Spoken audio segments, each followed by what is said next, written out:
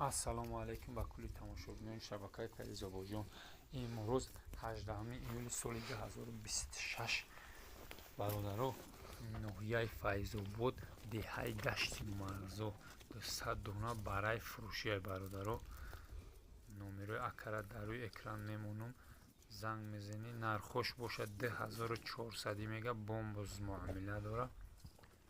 زنگ میزنی معلومات پرره ایخدی یکم میگیری برادر. باقی خونه آباد و سر بلند باشه برادر.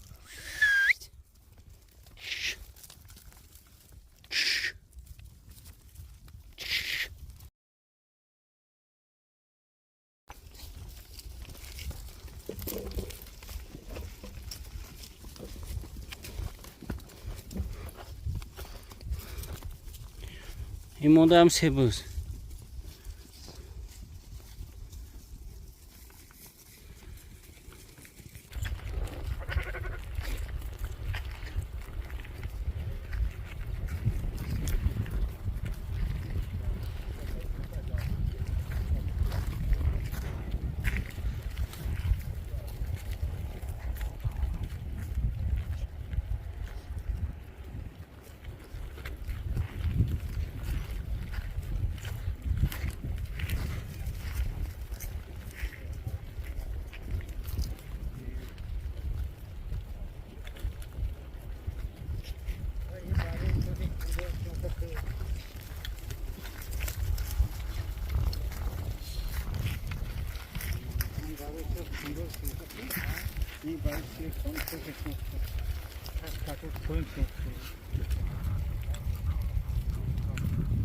Era porque agora vai, sabe?